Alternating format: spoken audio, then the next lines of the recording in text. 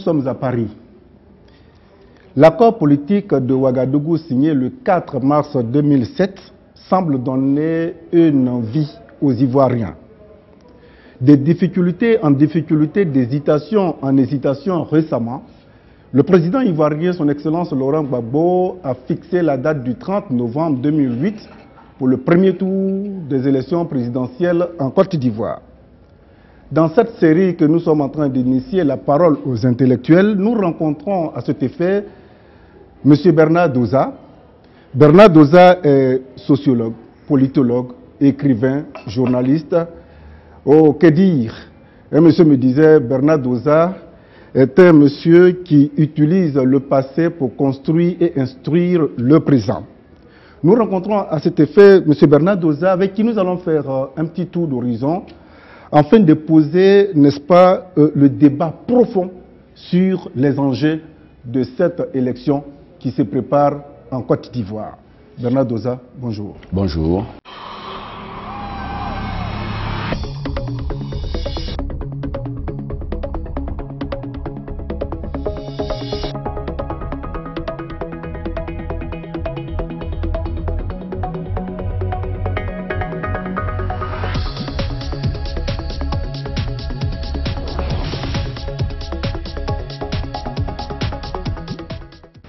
Quand on parle d'enjeux sur les échéances qui arrivent en Côte d'Ivoire pour le 30 novembre 2008, ce débat profond pour vous, c'est quoi?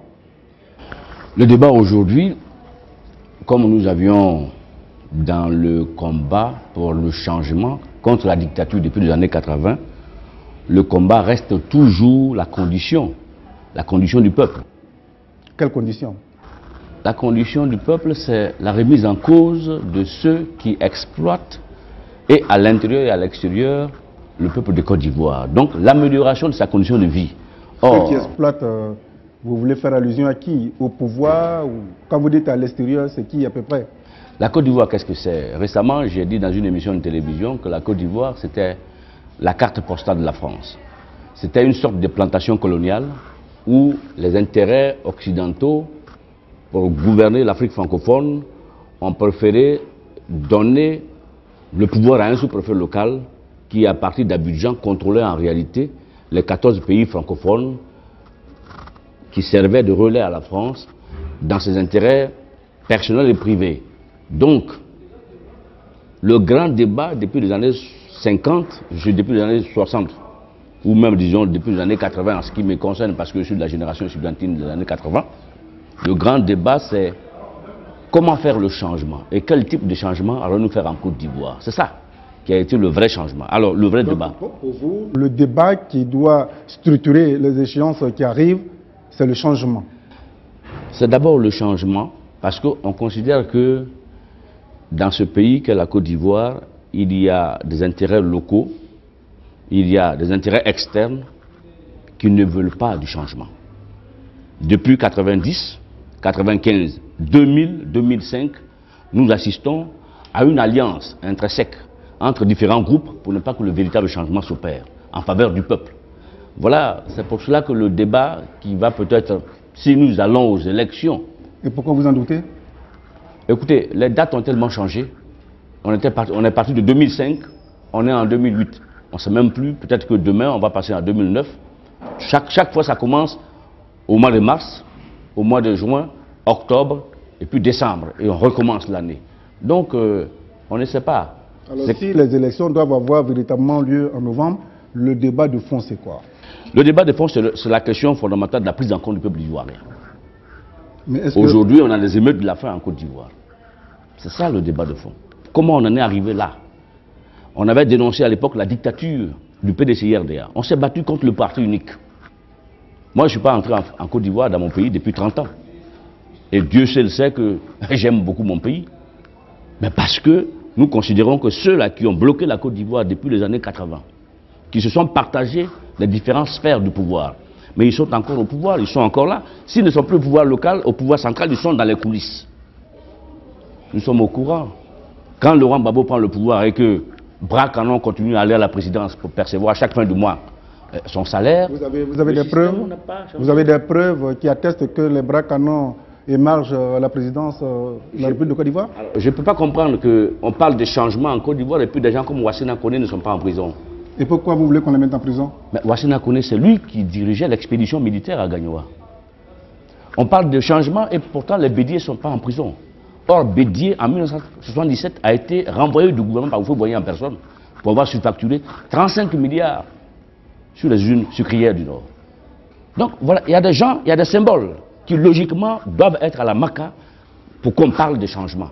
Mais si je vois ces gens en toute liberté, hein, c'est Laurent Gbagbo qui vient chercher Konan Bédier à Paris alors qu'il avait chuté le 24 décembre 1999, c'est Laurent Gbagbo qui vient le chercher à Paris. Et c'est à Konan Bédier qu'on construit une maison, puisqu'il n'a pas de maison en Côte d'Ivoire. Konan Bédier, c'est un Ivoirien.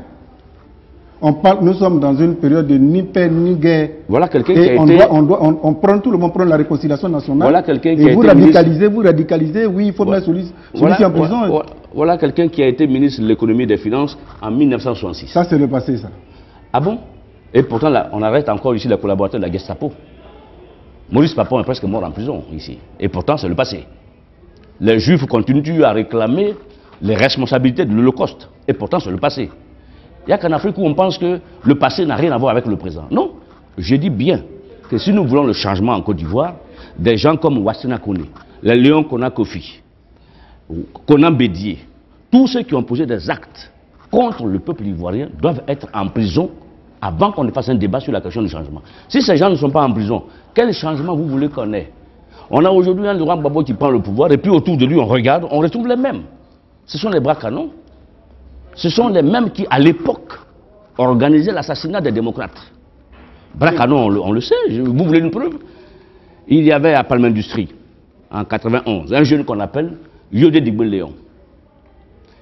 Palme Industrie, c'est la société où Houphouët-Boigny, dont Bras Canon est le neveu, parce que beaucoup de gens connaissent Bras Canon comme un bêtier d'Alois, mais Bras Canon, sa mère est baoulée, elle est parentée à Houphouët-Boigny. On ne va pas faire le procès. Non, il faut qu'on fasse le procès de ceux qui nous ont conduits à la guerre. Qui nous a conduits à la guerre? C'est ceux qui ne veulent pas le changement en Côte d'Ivoire qui nous ont conduits à la guerre. C'est ceux qui ne veulent pas le changement en Côte d'Ivoire qui ont écrit l'ivoirité. C'est ceux qui ne veulent pas le changement en Côte d'Ivoire qui ont organisé le coup d'État pour justement empêcher qu'il y ait un véritable changement. C'est ceux qui ne veulent pas le changement, qui sont allés se réunir au Burkina Faso avec l'appui de Blaise Compaoré pour amener la rébellion, pour bloquer le peuple ivoirien dans son évolution au quotidien. Alors on ne peut pas ne pas citer les gens, il faut citer les gens.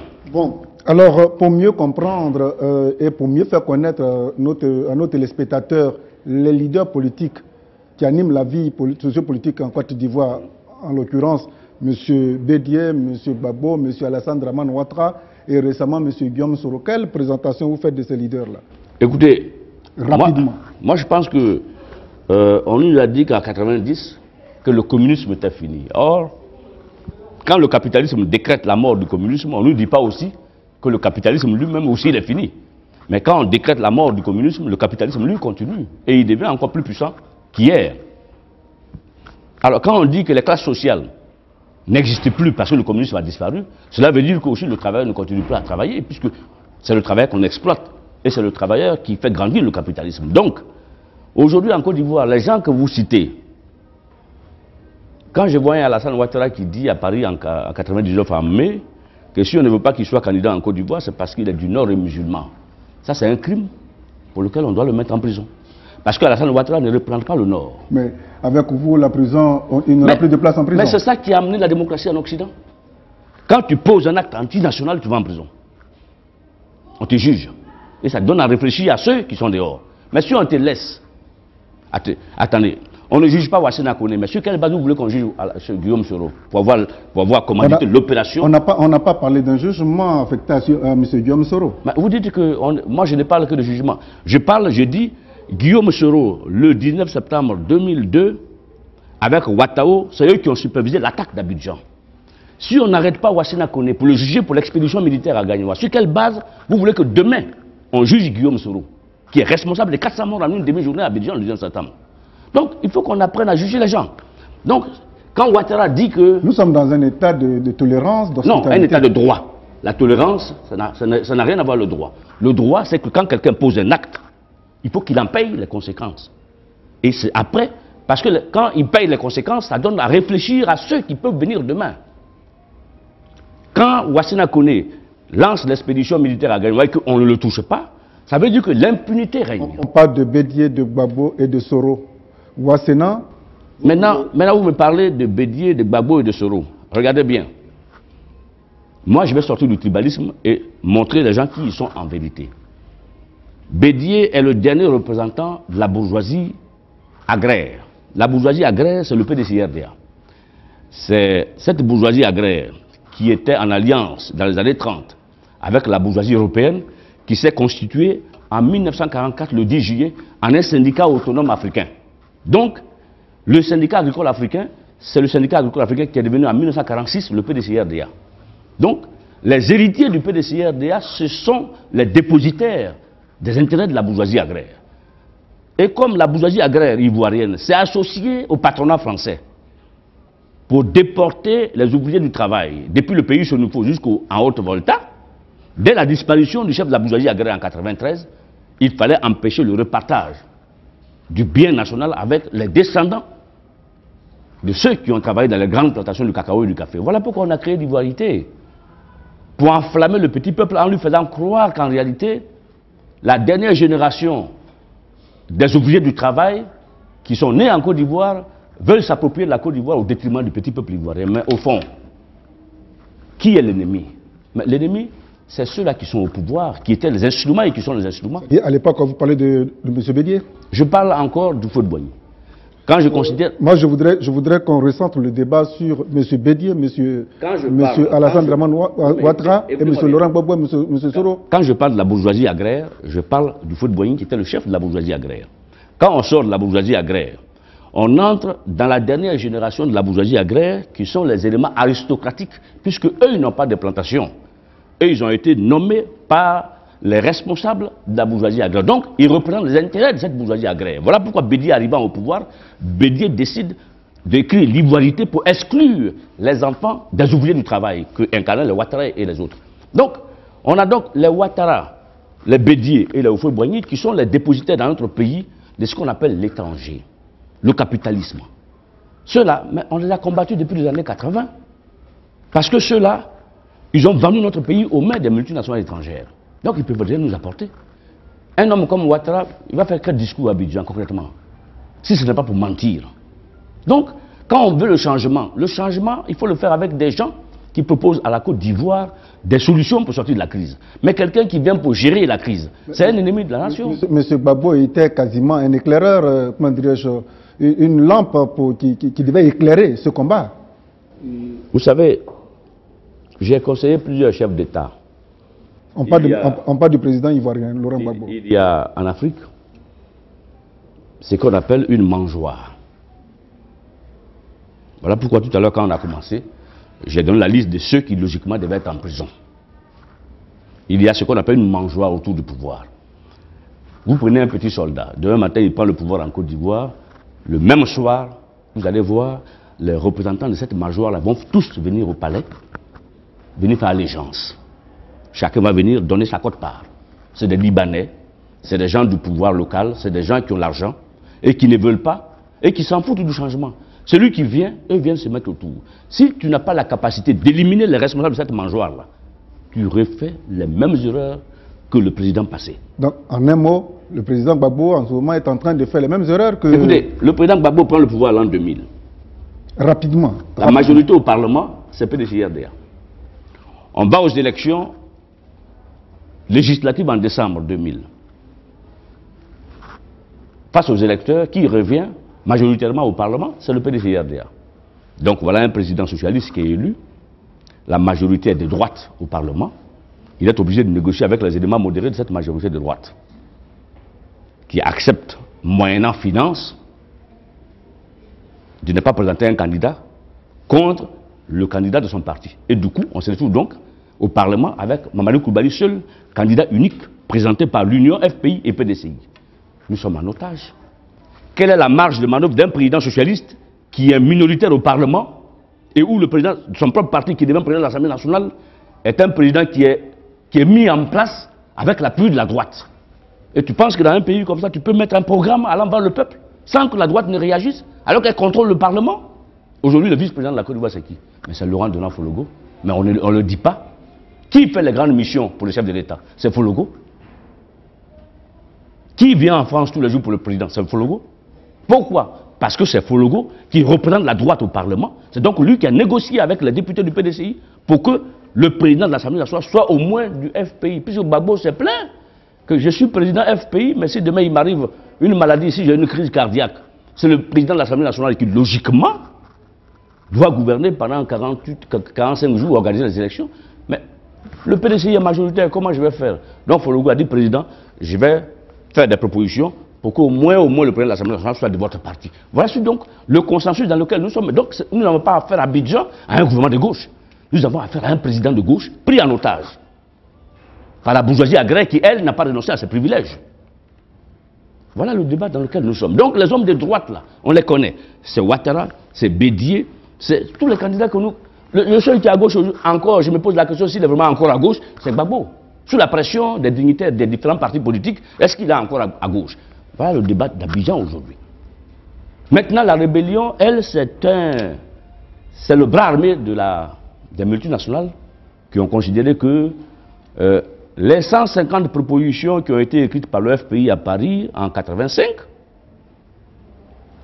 que les... Comment je les appelle d'ailleurs? La nouvelle droite du FPI, incarnée par les Afin Guessan, par les Mamadou Koulibaly, tous ceux qui ne sont pas réellement à gauche, mais qui sont venus autour de Gbagbo à la veille des présidentielles, ceux-là ont complètement, après 95, au congrès de 95, ceux-là, ils ont carrément enlevé tout ce qui est de gauche dans les propositions pour gouverner. Et ce qu'ils ont retenu, c'est 3 éléments. On va aller au pouvoir avec un programme qui contient trois propositions. C'est-à-dire l'école obligatoire, la décentralisation, la santé. Et puis la santé.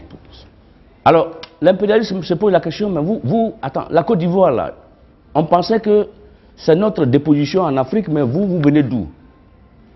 Les socialistes disent, ah oui, mais nous, on a un État à gérer, on va gérer. Il dit, bon, mais comme c'est une plantation qui m'appartient, je ne sais pas comment vous allez vous gérer.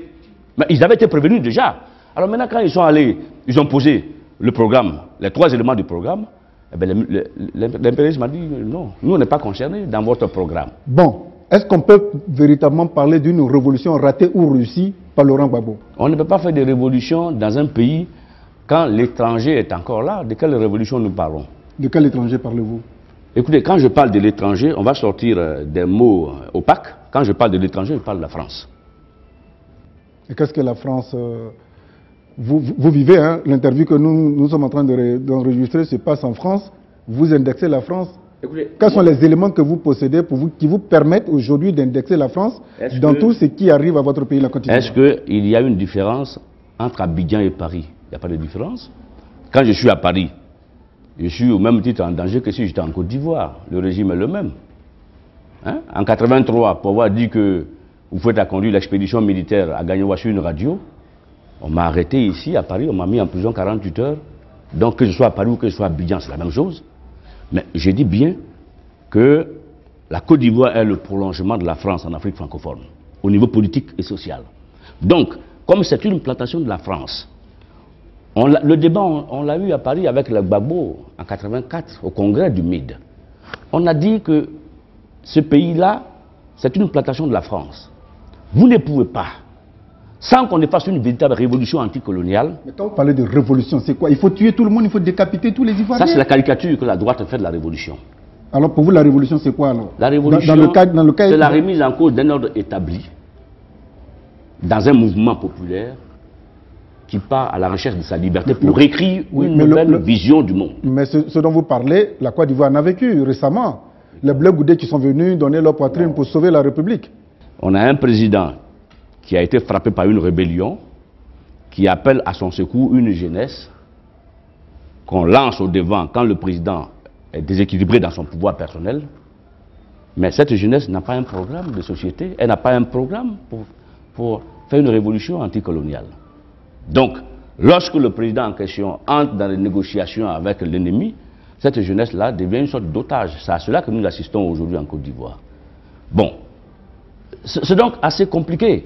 Ce que nous disons et ce que moi j'ai dit qu'on ne peut pas, dans un pays comme la Côte d'Ivoire, vouloir aller au sommet de l'État avec une bourgeoisie locale qui n'a pas renoncé à ses privilèges, avec un impérialisme étranger qui considère notre pays comme une déposition, et puis vouloir, à partir du sommet de l'État, appliquer un programme pour aller vers les intérêts du peuple sans que l'impérialisme ne réagisse, soit de l'extérieur, soit de l'intérieur, à travers la bourgeoisie locale.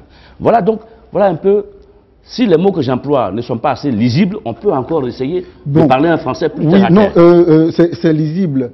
Depuis le déclenchement de la guerre jusqu'à nos jours, on a l'impression que l'État ivoirien ne fait pas de compte rendu sur les dépenses de l'État, de son État. J'ai discuté. Est-ce que cette impression...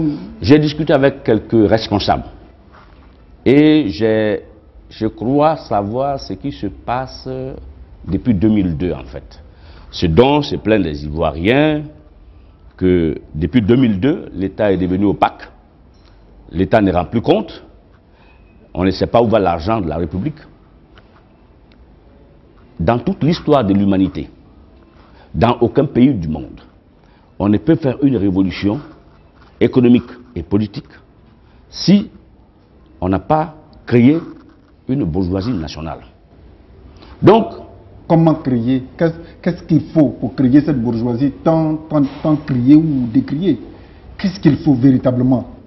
Elle est en création à Abidjan. Depuis 2002, je crois que les milliardaires sortent des terres comme je sais pas, comme des cacahuètes. Mais ces milliardaires-là, le vrai débat qui va avoir lieu, c'est après la guerre. Le vrai problème que tout homme qui veut faire le changement dans un pays du tiers-monde a, c'est lorsque l'impérialisme s'en va, qui prend la place des opérateurs économiques étrangers. Parce qu'en partant, ils vont saboter toute l'économie du pays, comme ils l'ont fait en Guinée et Conakry. Donc, il faut aujourd'hui en Côte d'Ivoire créer une nouvelle race de bourgeois. Des gens qui sont assez nationalistes pour que demain, quand les Bouygues, les Bolloré et autres s'en vont, en laissant notre économie dans une situation exsangue, il faut que des bourgeois locaux puissent reprendre les éléments fondamentaux de cette économie-là pour pouvoir les remettre en valeur et relancer l'économie nationale. On ne peut pas compter, aucun pays indépendant ne compte sur... Moi, j'attends des responsables africains qui parlent, chaque fois ils parlent, on attend des opérateurs économiques, on a reçu...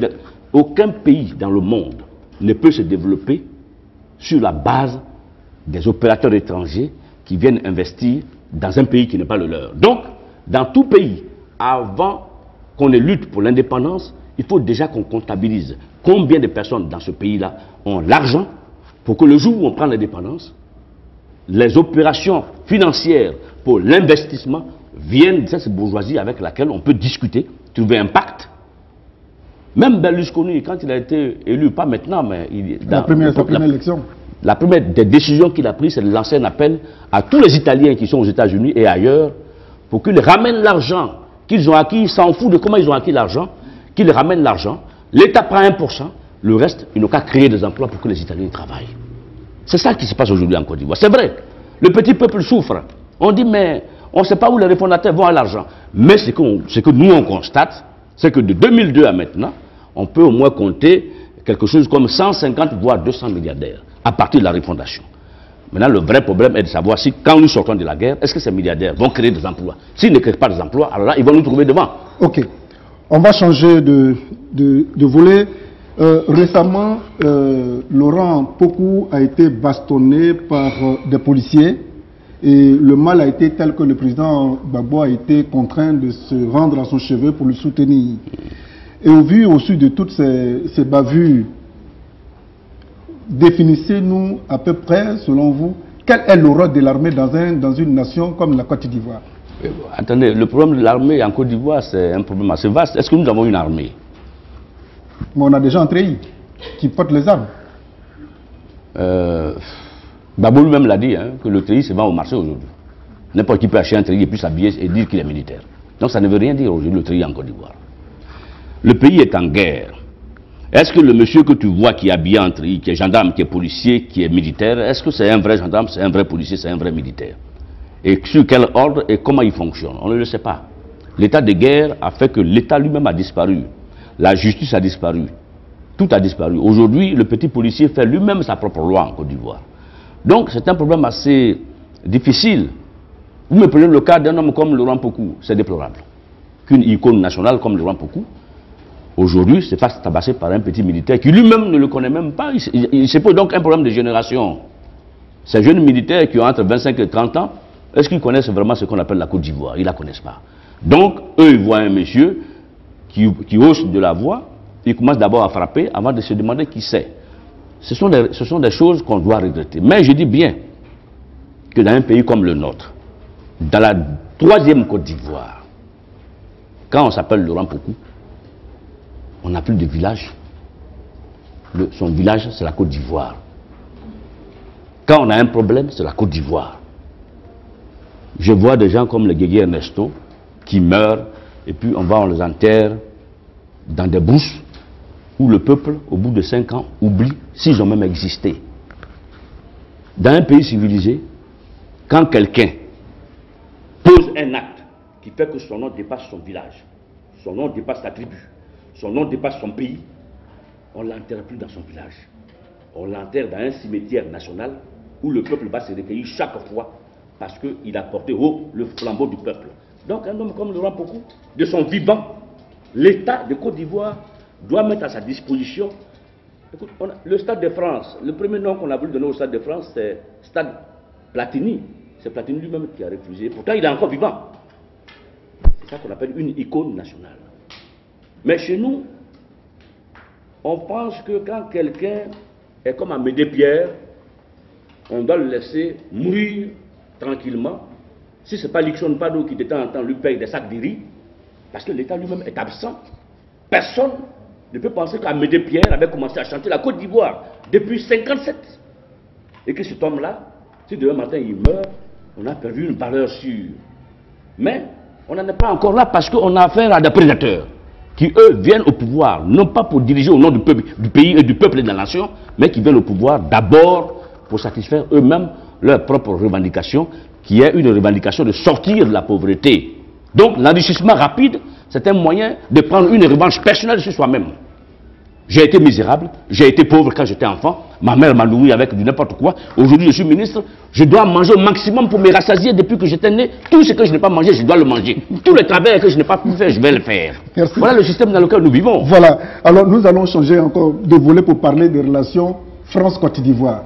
Sarkozy a prôné la rupture, c'est-à-dire que la mort programmée de la France-Afrique. Vous y croyez-vous? J'ai écrit dans mon nouveau livre que Sarkozy, c'était une création du lobby colonial. C'est Bolloré et Bouygues qui ont financé la campagne de Sarkozy. Et Bolloré allait récupérer tout en Côte d'Ivoire aujourd'hui. Pour que la jeunesse africaine qui est broyée par les États qui sont totalement en train d'être dépréciés par le capitalisme international ne viennent plus à Paris. Et comme Sarkozy est la première génération des enfants des Juifs qui sont sortis de la guerre, ils utilisent toujours la question antisémite comme un bouclier de protection par rapport à toutes les attaques. Et comme on a vu que la question identitaire noire en France commençait à monter, il fallait donc qu'on choisisse un jeune d'origine juive qui, de par le passé de son peuple, pouvait être une barrière contre les revendications de l'esclavage et de la colonisation, mais en même temps pouvait permettre à la France de souche de ne pas être confrontée à ces Africains qui sont en train de vouloir maintenant revendiquer la parole. C'est un bouc émissaire. C'est un bouc émissaire. Donc, voilà un homme qu'on a mis sur un podium et à qui on a confié un mandat de parler.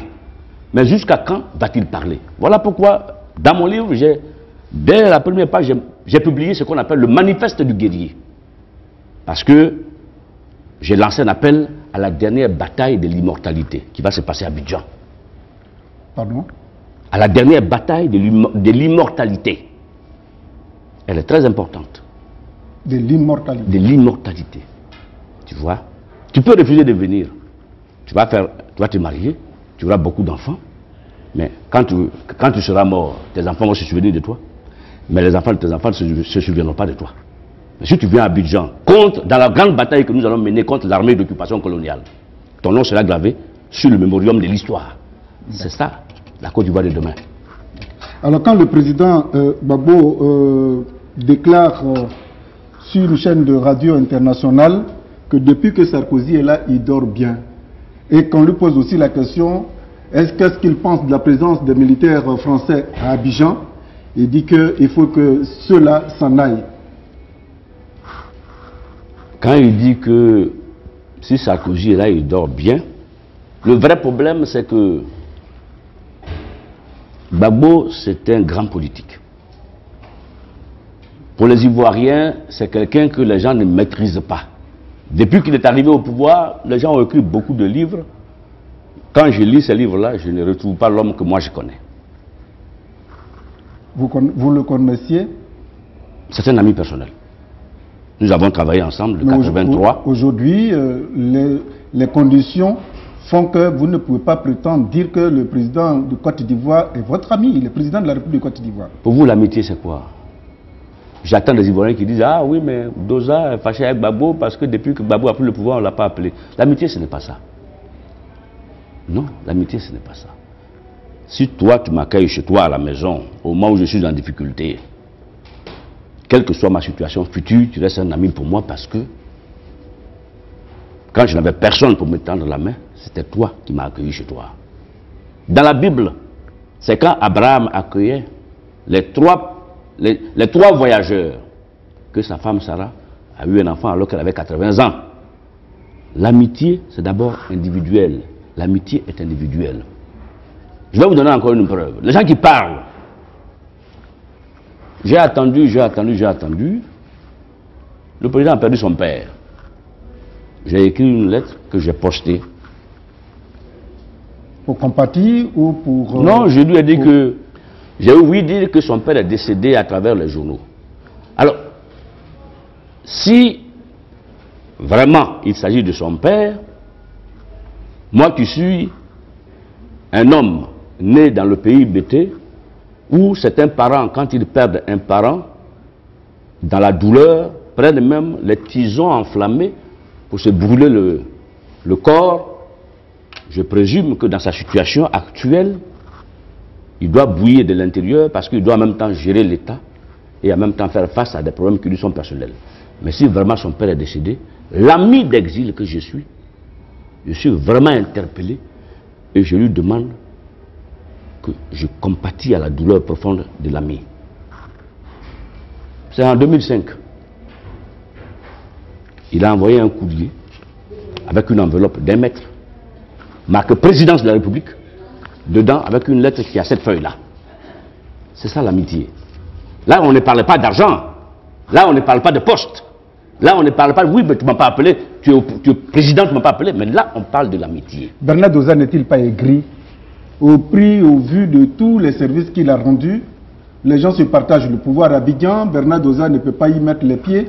Mais est-ce que depuis que le président Gbagbo est au pouvoir, votre statut de réfugié politique n'a pas été revu? Je n'ai pas de statut de réfugié politique. Mais vous êtes personne non grata chez vous. Je suis un étudiant... Autant d'où vous m'avez dit tout à l'heure. Non, je suis un étudiant venu en France étudier et qui, dès 1983, a pris les médias français à témoin par rapport à la dictature qui sévissait dans mon pays. En 1988, quand Gbagbo est rentré le 25 septembre 1988 en Côte d'Ivoire, conseiller d'un homme d'État, j'ai utilisé ce privilège-là pour rentrer en Côte d'Ivoire clandestinement, faire une interview de Gbagbo. Je suis venu à Paris. Le PDC a considéré que ce geste que j'ai posé était un geste de lèse-majesté. Ils ont envoyé Bala Keïta à Paris pour venir jusqu'à sur la radio où je travaillais, obliger la direction de la radio à une confrontation entre moi et lui. Et moi, je devenais non plus le journaliste, mais le représentant d'une opposition ivoirienne qui utilisait l'antenne où j'étais comme un tremplin pour attaquer le sage de l'Afrique. Au cours de cette émission, je n'ai rien dit. Il a insulté tout le monde. Il a insulté tout le monde. Quand il a fini, on a levé la séance. Donc, je n'ai jamais considéré que j'étais persona non grata en Côte d'Ivoire. Je me suis toujours considéré comme la dernière carte de l'opposition de gauche. Laurent Gbagbo, c'est un socialiste. Un homme qui s'est lui-même modéré face à la situation de la Côte d'Ivoire. Il a dit lui-même récemment qu'en 1980, quand ils ont renoncé à la lutte communiste pour travailler pour la transition pacifique à la démocratie, certains ont dit qu'ils avaient abandonné la lutte. Mais aujourd'hui, il est au pouvoir. C'est un choix qu'il a fait. Mais ça ne veut pas dire que c'est le dernier choix pour la gauche. Oui. M. Bernard Doza, je vous ai posé une question bien précise. Dans le partage de tous ces biens, vous avez été oublié et vous montrez votre intégrité d'aujourd'hui. Et vous attaquez. Franchement, vous n'êtes pas du tout tendre avec le pouvoir parce que dans ce partage, vous avez été oublié. Donc, on sent beaucoup. Moi, j'arrive de Côte d'Ivoire, me dit Bernard Doza, c'est un des aigris du pouvoir du FPI en France. C'est lui qui te dit ça. Dis-lui que Doza dit que tu mens. Parce que pour que Doza vive bien, il n'a pas besoin de la Côte d'Ivoire. À 30 ans déjà, j'étais conseiller de 2 chefs d'État. Nous sommes non, laissez-moi venir. À 30 ans, j'étais conseiller de 2 chefs d'État. Le président Blaise Compaoré, le président Diouf. Aujourd'hui, j'ai 53 ans.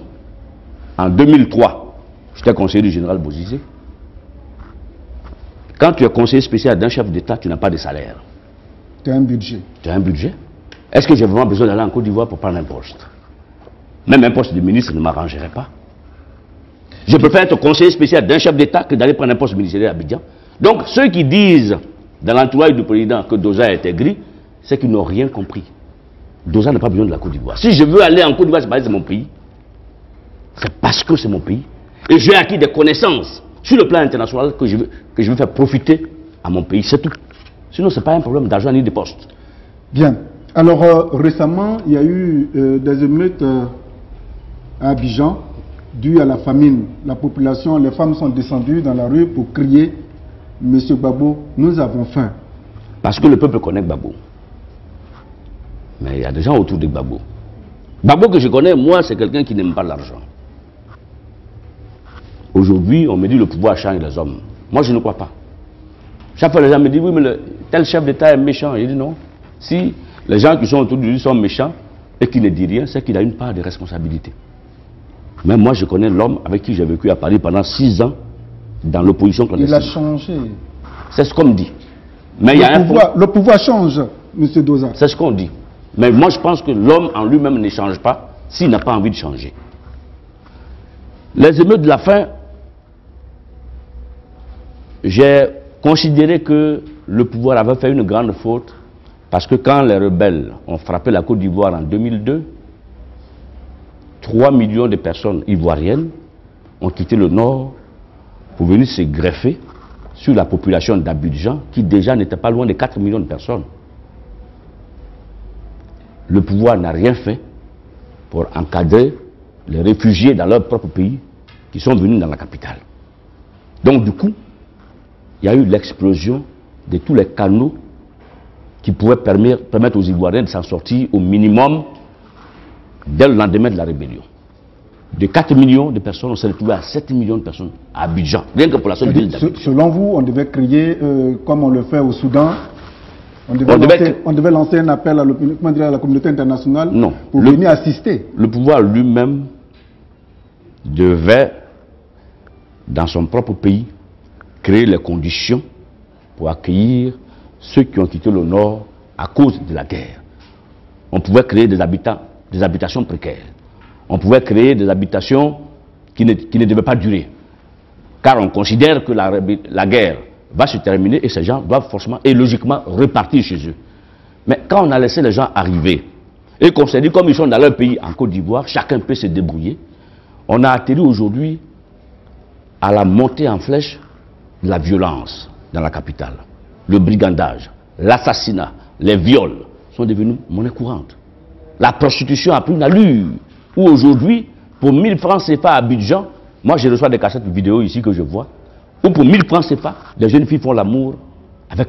Elles sont à 3 ou à 4 pour faire l'amour avec une personne.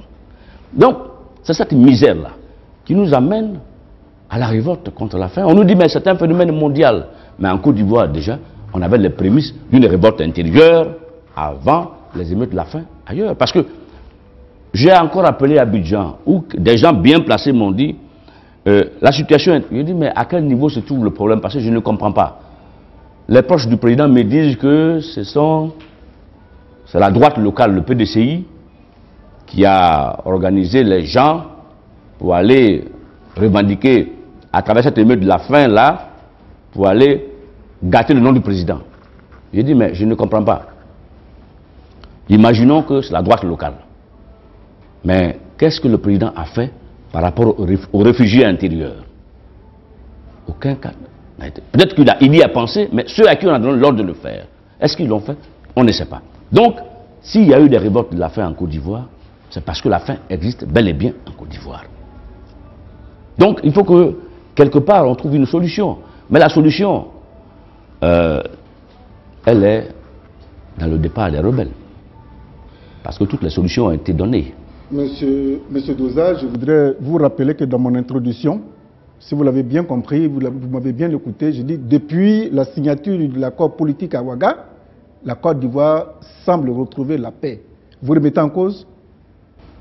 L'accord de Ouaga, quand vous le lisez bien, c'est un succès d'année de tous les accords, de Marcoussis à Accra en passant par Pretoria. L'accord de Ouaga n'apporte rien de nouveau. Je voyais Gbagbo qui applaudissait à toute tête parce que, considérant que Compaoré est responsable en fait de l'attaque de la Côte d'Ivoire, mais ne voulant pas le dire ouvertement, il a préféré qu'un accord se fasse à partir de Ouagadougou entre les différents belligérants, parce que celui-là même qui a été le pompier, lui-même étant partie prenante dans l'accord, il espérait en tirer une paix durable. J'ai écrit au Premier ministre Bani une lettre à l'époque. Nous étions en août 2007. Dans la lettre, j'ai dit, Monsieur le Premier ministre, vous savez que les rebelles ont pris les armes pour faire un coup d'État contre Gbagbo. Les gens qui les ont commandités leur ont demandé de faire un coup d'État contre Gbagbo. Si le coup d'État a échoué, il faut que le coup d'État devienne électoral. Si même nous allons aux élections et que Gbagbo est réélu, les rebelles ne déposeront pas les armes. Donc, nous sommes dans une sorte d'impasse où il faut trouver une nouvelle solution. Et c'est laquelle elle va venir bientôt, rapidement. Mais c'est laquelle? C'est l'objet de cette émission. Nous sommes là pour éclairer, comme je l'avais dit tantôt, pour éclairer la lanterne des Ivoiriens. Il y a eu à Abidjan des émeutes de la faim. Ça veut dire que le peuple est fatigué de cette situation de ni paix ni guerre. On a une rébellion qui est venue frapper la Côte d'Ivoire, soi-disant, pour trouver une solution à des sans-papiers. L'opposition, les leaders de cette opposition nationale nous disent qu'il y a 3 millions de personnes qui n'ont pas de papier en Côte d'Ivoire. Depuis le recensement, on n'a eu que 500 000 personnes qui n'ont pas de papier. Jusqu'à quand est-ce que le peuple va tenir? Parce qu'à chaque fois qu'on trouve un accord, le seul point qui chope, c'est le dépôt des armes. Les rebelles ne veulent pas déposer les armes. On est parti de concession en concession. Aujourd'hui, le chef des rebelles est Premier ministre en Côte d'Ivoire. On nous a dit, 6 mois après qu'il a été nommé, les élections auront lieu. On a presque 1 an après aujourd'hui, plus. La date est fixée maintenant, le 30 novembre. Je crois que la date du 30 novembre est une sorte de lièvre que le président a lancé, parce qu'il devait aller à New York devant les Nations Unies. Il fallait bien qu'ils disent qu'en Côte d'Ivoire, la situation politique avance. Mais je ne crois pas que les élections puissent avoir lieu en novembre. Parce que la SAGEM, à qui l'État de la Côte d'Ivoire a payé, ce sont 6 milliards de francs CFA. Alors qu'on nous dit qu'il n'y a pas l'argent. Hein. La SAGEM dit que si on lui remet le fichier électoral, il faut 8 mois pour que ce fichier électoral soit à jour et qu'on aille aux élections. Nous sommes aujourd'hui dans le mois d'avril. On nous dit on va aux élections en novembre. La SAGEM, jusqu'aujourd'hui, on n'a pas remis le fichier électoral à la SAGEM. Alassane Ouattara dit que si, sur les 3 millions de sans-papiers, si on doit remettre un minimum à la SAGEM, il faut au moins 1 million. Donc ça veut dire que le recensement doit se poursuivre jusqu'à ce qu'on atteigne le chiffre d'1 million. Alors le mois de novembre tient sur quelle base? Si ce n'est pas une base politique, voire même politicienne. Donc le mois de novembre était l'heure que le président a lancé. Le fond du débat, c'est quand est-ce que les rebelles déposent les armes, puisque leur chef est Premier ministre depuis 1 an. S'il ne veut pas déposer les armes, ça veut dire qu'il y a des individus qui ont décidé de prendre la Côte d'Ivoire en otage. Donc, comme on ne peut pas continuer comme ça éternellement, on va choisir aussi notre voie, c'est tout. Bon, si cette voie, vous ne voulez pas la dénoncer, Mais on constate aujourd'hui un redéploiement de l'administration, de la douane, du corps habillé sur toute l'étendue du territoire, M. Doza. Oui, mais vous voyez bien que les gens... Comme quelqu'un me le disait, il dit, M. Doza est un homme dépassé par l'histoire de la Côte d'Ivoire. Ah oui? Il ne connaît l'histoire de la Côte d'Ivoire que par les livres. Ah oui? Que la réalité, M. Bernard Doza ne maîtrise pas la réalité. J'ai quitté la Côte d'Ivoire en 1977. J'ai écrit Liberté confisquée en 1991. Est-ce que vous... Et pourtant, ce livre a été interdit en Côte d'Ivoire. Oufou Boyen, qui était vivant ici, m'a convoqué à son domicile et il a protesté contre le contenu du livre, alors que je n'étais pas en Côte d'Ivoire. Ceux qui disent que je ne connais la Côte d'Ivoire que par le livre, ils n'ont qu'à attendre Liberté confisquée 2. Je pense même qu'il y a des gens qui vont fuir la Côte d'Ivoire parce qu'ils auront peur qu'on les arrête à Abidjan.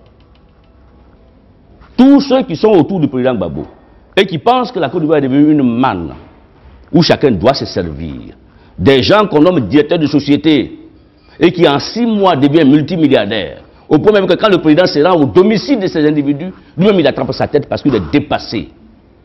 Ces gens-là, il faut que les Ivoiriens, le petit peuple, les connaissent. Et on va voir. On me dit, mais il y a des escadrons de la mort à Abidjan. Moi-même, je suis l'escadron de la mort. Moi, je vais à Abidjan et puis un escadron, on m'envoie un escadron nuitamment. Je veux bien voir ça. Mais je dis bien qu'on a lutté depuis 1980 contre la dictature de la bourgeoisie agraire. Ce n'est pas pour permettre l'arrivée au pouvoir d'un homme qui a suscité l'espoir et qu'autour de lui, des individus que nous n'avons pas connus dans la lutte, utilisent la misère du peuple ivoirien pour se servir. Ces gens-là, on doit les passer devant un tribunal. Monsieur Bernard Doza, il persiste ici que tout cela doit passer devant un tribunal. Pour vous, le véritable enjeu des élections, si élection il doit avoir, c'est quoi cet enjeu-là? Le véritable enjeu des élections, c'est le retour dans la démocratie. Voilà. C'est le retour dans la démocratie. Le président Gbagbo a parlé de délitement de l'État. Parce qu'en fait, c'est ça le fond du problème. Depuis la fin du communisme, l'impérialisme français et occidental fait en sorte que l'État-nation, qui a été bâti en 1960 dans les pays africains, ne puisse pas résister et, à la limite, finit par créer un véritable État. Donc, qu'est-ce qu'on fait? On fait en sorte pour raviver l'ethnicisme et le tribalisme. Et qui a intérêt à ce que ce débat politique soit tribalisé? C'est toujours la France? Les représentants des intérêts français. Le premier qui a dit à Paris ici que si on ne veut pas qu'il soit candidat en Côte d'Ivoire, c'est parce qu'il est du Nord et musulman, c'est bien Alassane Ouattara. Il est là. Le premier qui a écrit en Côte d'Ivoire dans la Constitution, sans référendum, que pour être candidat, il faut être des pères et des mères ivoiriens, eux-mêmes ivoiriens de naissance, il est là, c'est Henri Konan-Bédié. Donc, voici des gens que logiquement, parce que quand on quitte, dès l'instant où on quitte le droit du sol, on est automatiquement dans le fascisme. Et M. Bédier, en écrivant l'Ivoirité, a fait naître dans le cœur des Ivoiriens le fascisme et l'exclusion primaire. Donc cet homme-là, le minimum, on doit le juger quand même. C'est Hitler, ça. Dire dans un pays démocratique, où tu as plusieurs nationalités, pré-nationalités, venant d'ailleurs, et même du fin fond de la Côte d'Ivoire, que pour être candidat en Côte d'Ivoire, pour être des pères et des mères ivoiriens, eux-mêmes ivoiriens de naissance, c'est qu'on ne connaît pas l'histoire de la Côte d'Ivoire. Parce que le peuple baoulé est arrivé en Côte d'Ivoire en 1630, avec la reine Pokou. Quand tu regardes l'autre peuple là, quand tu cherches même les vrais Ivoiriens, il n'y en a pas beaucoup. Hein. Certains disent les Kabou, d'autres disent les Gourou, on ne sait pas. Moi, je comprends le choc que vous avez vécu, que vous faites ressortir à tout bout de champ. Mais aujourd'hui, l'Ivoirien d'aujourd'hui et l'Ivoirien... Celui qui a 25-30 ans. Celui qui a 25-30 ans aujourd'hui, est-ce que vous pensez que ce type-là n'est pas outillé suffisamment pour se prendre en charge? L'exemple de Bleu Goudé, de Soro aujourd'hui, Soro, bon, de son camp, ils ont pris les armes aujourd'hui, le Premier ministre, il y a Bleu Goudé qui a protégé le régime. Vous pensez que cette jeunesse-là n'est pas même d'aller jusqu'au bout? J'ai écouté les discours de Bleu Goudé. Quand Soro est venu en 1999 à Paris, chassé par le tribunal d'Abidjan, où on le menaçait d'emprisonnement pour avoir dirigé une manifestation qui a dérivé au nom de la loi anti-casseurs, je l'ai rencontré, on a discuté. C'est un des jeunes de la génération de la FESI qui avait réussi à maîtriser le discours des classes sociales. J'ai été étonné et surpris de le voir à Bouaké revendiquer une rébellion antinationale. Alors que vous étiez annoncé? Non, j'arrive. J'ai été surpris de le voir à Bouaké revendiquer une rébellion contre la Côte d'Ivoire au nom d'une identité parcellaire. Parce que quand on dit que en Côte d'Ivoire, les gens du Nord sont exclus, sont indexés parce qu'on ne les considère pas comme des Ivoiriens, c'est qu'on a décidé de sortir de la démocratie. Parce que le débat qu'on a vu à Paris ici, je lui ai bien dit qu'en Côte d'Ivoire, nous avons un seul ennemi, c'est la bourgeoisie agraire et ses représentants locaux qui sont eux-mêmes phagocytés par la France. Donc ils vont faire en sorte, quand nous Ivoiriens on se déchire, il faut éviter.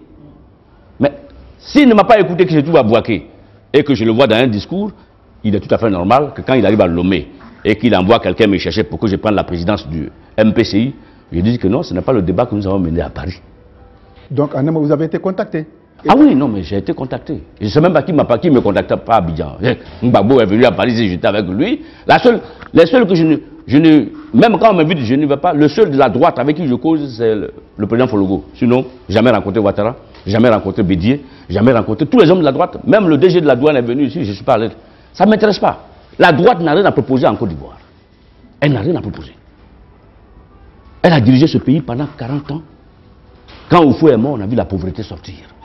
Oui, mais aujourd'hui, vous dites que la droite n'a rien à proposer. Mais en si peu de temps, pour me référer à vous dire, il y a une autre bourgeoisie qui pousse et qui continue de pousser, les réformateurs. Oui, mais attendez. Si les réformateurs, lorsqu'ils ont... le mot réformateur prête à confusion. Je préfère le Front populaire. Quand le Front populaire a pris le pouvoir en l'an 2000, tout le monde savait bien que le Front populaire était minoritaire en Côte d'Ivoire. Donc, le Front populaire, depuis le Front républicain que le FPI avait créé avec le RDR, on savait très bien que le Front populaire était à la recherche d'un nouvel allié. Donc, en utilisant l'aile modérée du PDCI-RDA pour gouverner, on savait que le programme du peuple n'allait pas être appliqué.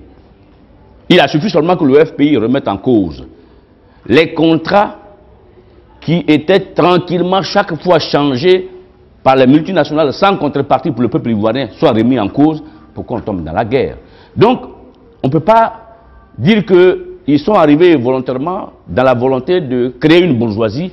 C'est ce que la question sous-entend. Ils ont favorisé la guerre pour jouer en fait sur la guerre et s'enrichir impunément. Parce qu'avec la guerre, l'État disparaissant, chacun peut s'enrichir sans craindre une quelconque réprimande. Bon, alors à ce niveau-là, c'est qu'il faut quand même remettre les choses à l'endroit. Les gens ont pris le pouvoir dans l'intention. Mais vous voyez, moi j'ai suivi un peu le film des événements. En octobre 2000, Gbagbo prend le pouvoir. Gbagbo prend le pouvoir et la droite locale, principalement la droite libérale, le RDR.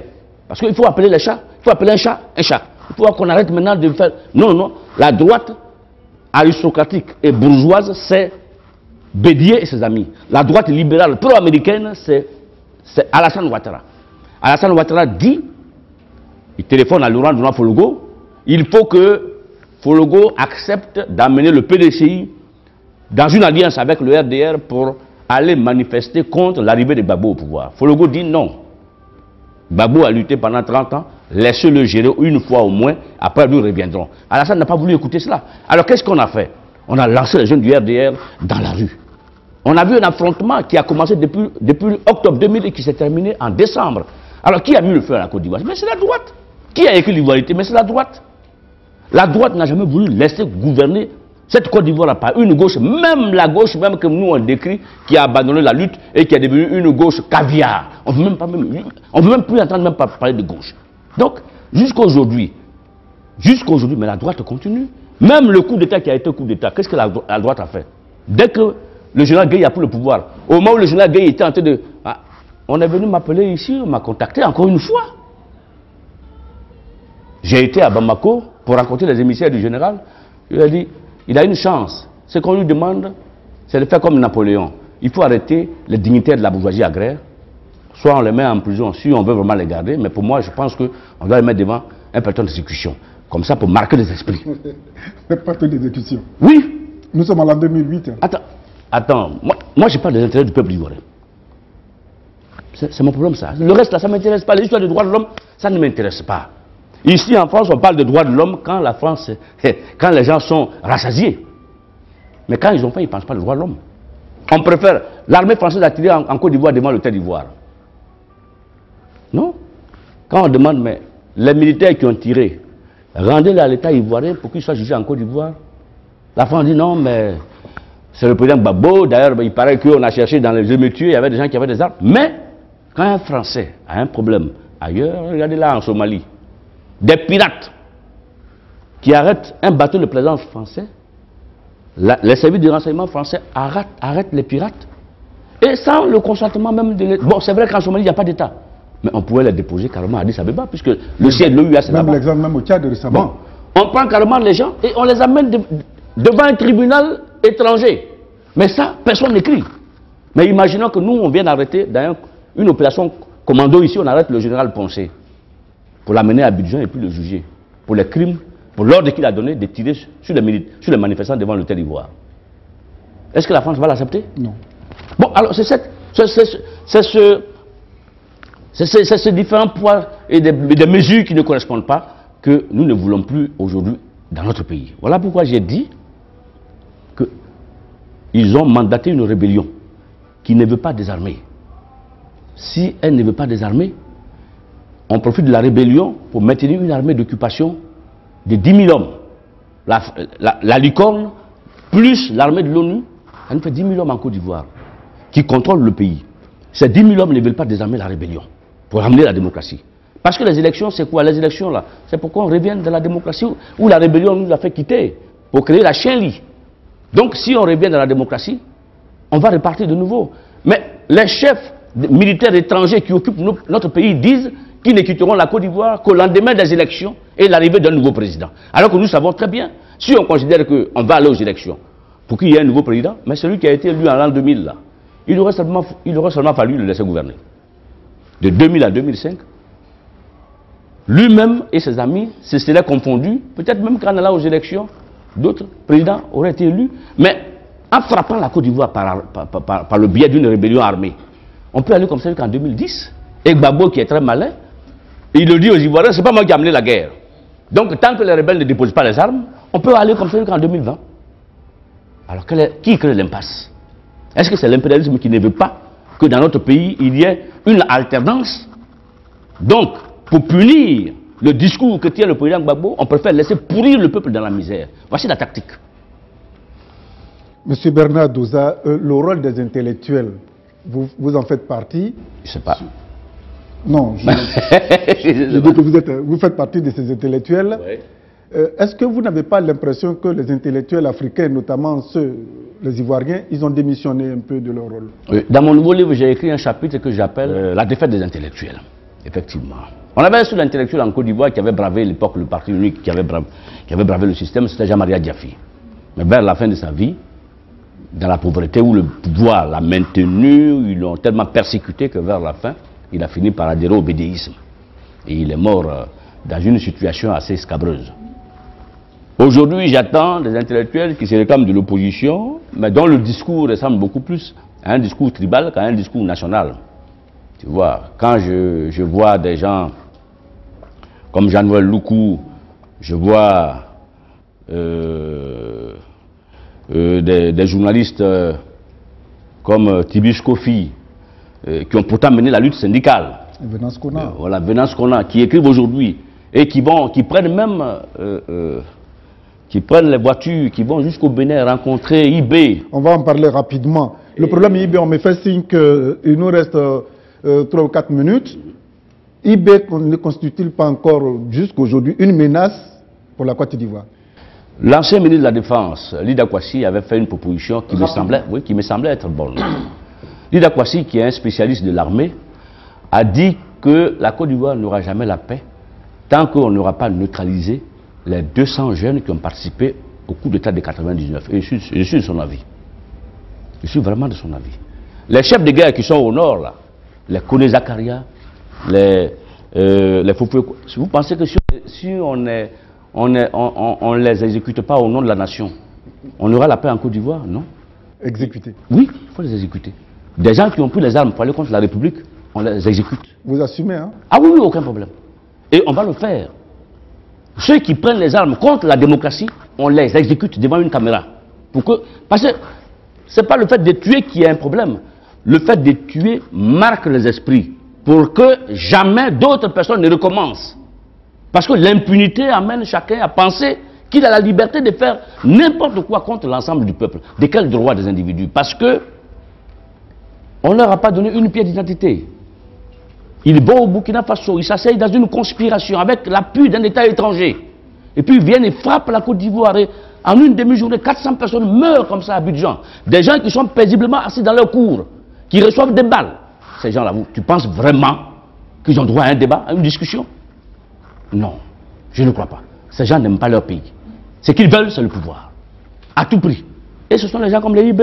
Je vois sur une cassette un individu isolé qui est carrément au Bénin et qui a filmé d'un mercenaire et qui revendique même avoir déjà fait 4 coups d'État en Afrique. Bon. Et ces gens-là, tu penses que ce sont des gens qu'on doit mettre en prison? Si on veut la paix, mais la paix, là, elle se construit. La paix, elle a un prix, la paix. Elle a un prix. Celui qui veut la paix veut d'abord la guerre. Tu ne peux pas vouloir la paix sans la guerre. La paix sans la guerre, c'est l'enlisement. Et à la fin, c'est le peuple qui se soulève contre toi. Parce que le peuple, là, c'est comme un enfant. Il dit, papa, papa, papa, je t'aime. Mais le jour où il a faim et que tu ne peux pas aller acheter son McDo, il va te le réclamer au bout d'une semaine. Et puis après, il va oublier que tu es son père. Quand tu vas lui parler, il ne va même pas t'écouter. Parce que tu es un irresponsable. C'est comme ça le peuple. Voilà pourquoi à Abidjan, on a entendu pour la première fois des slogans dire « Gbagbo, on a faim ».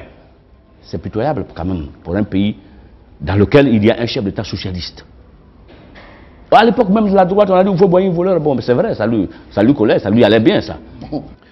Alors, M. Bernard Doza, si les élections ont lieu véritablement le 30 novembre 2008, vous, en tant que grand observateur de la vie sociopolitique de la Côte d'Ivoire en France, quel est ce message que vous avez à lancer à l'endroit de vos compatriotes ivoiriens qui vous regardent, qui aujourd'hui sont complètement déboussolés, fatigués de tout ce qui se passe en Côte d'Ivoire? Je dirais aux compatriotes qu'aujourd'hui, ils sont fatigués. Ils veulent la paix. Mais la paix, ça dépend de quelle paix. La paix, dans le mot paix, il y a le mot pacification. Est-ce que, à cause de la paix, nous allons renoncer au changement? Le PDCI a dirigé ce pays depuis les années 50 jusqu'à nos jours. Si la Côte d'Ivoire a voulu faire le changement, c'est parce que pendant 40 ans, ce parti ne nous a pas envoyé quelque chose de nouveau. Mais ce qu'ils ont construit, c'est ce que me semble-t-il, vous, les refondateurs, les gens du pays, ça c'est pas moi qui le dis, c'est les Ivoiriens qui le disent. En 40 ans de stabilité, ce qui a été construit en 5 ans, vous êtes venus balayer du revers de la main. Ceux qui parlent comme ça, c'est qu'ils n'ont pas connu la Côte d'Ivoire de la dictature. C'est facile de gérer, de faire une bonne gestion quand on a cousu la parole des individus. La démocratie est plus difficile à gérer que la dictature. Et souvent, c'est ceux-là même qui ont géré la démocratie, comme les Bédi et les Ouattara, qui aujourd'hui font la leçon, alors que nous sommes dans un état démocratique où les gens parlent. Mais avant, on ne parlait pas. Avant, il suffisait que vous soyez deux à discuter, on vient vous arrêter, on vous met en prison.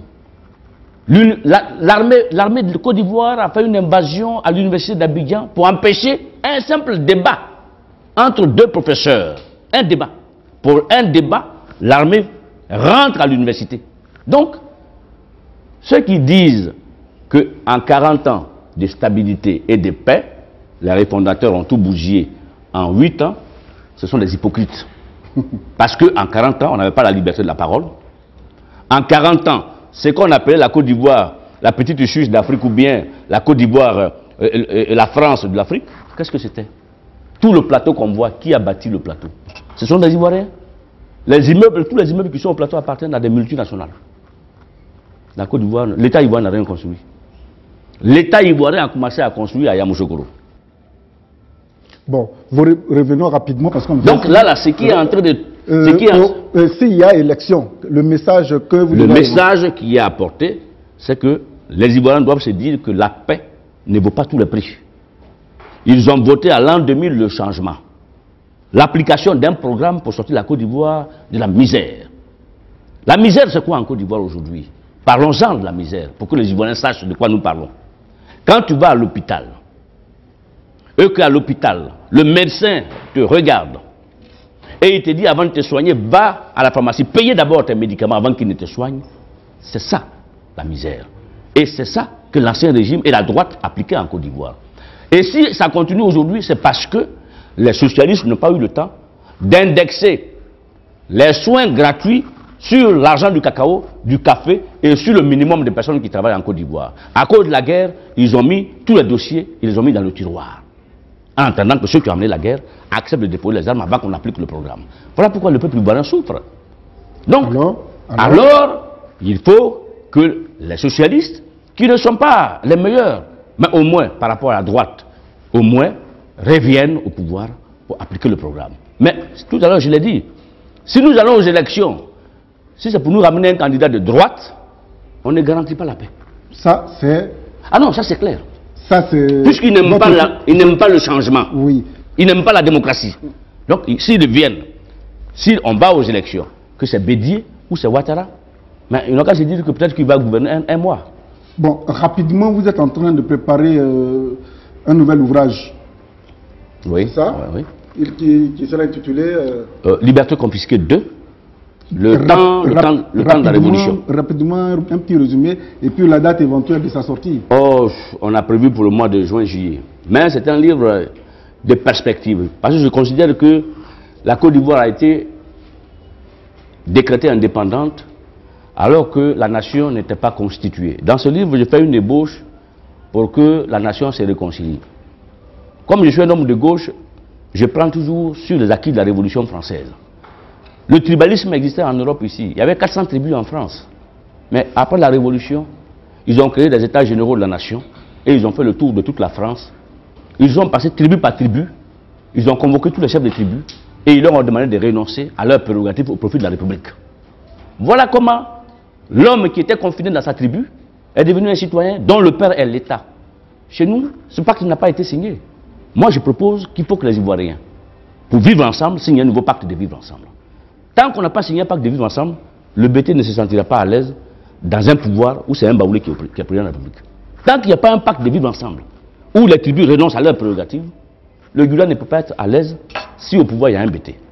Donc, comme on ne se fait plus confiance, on joue à l'hypocrisie tous. Il faut qu'on s'asseye autour d'une table et qu'on signe un pacte nouveau de vivre ensemble. Voilà pourquoi j'ai écrit le livre. Ok. Avec M. Bernard Dossa, effectivement, quand nous l'écoutons, nous vous avons dit d'entrée de jeu que nous jetons les bases d'un débat profond pour amener les Ivoiriens à comprendre un certain nombre de choses. Nous pensons qu'avec lui, vous avez été instruit parce que Bernard Dossa, c'est un sociologue, c'est un écrivain, c'est un journaliste. Il acceptait de nous rencontrer dans un hôtel de la place parisienne. Tout un honneur pour nous. Nous lui disons merci et à vous, merci de nous avoir suivis. À très bientôt pour un nouvel intellectuel que nous allons rencontrer. Monsieur Bernard, merci de nous avoir accordé ce temps et tous nos vents, les plus mauvais, les plus bons, accompagnent la sortie de votre livre prochain. Merci beaucoup. Merci. J'espère qu'on se reverra à la sortie du livre. Ben, si vous nous invitez, il n'y a pas de problème. Aucun problème. Merci beaucoup. Merci beaucoup.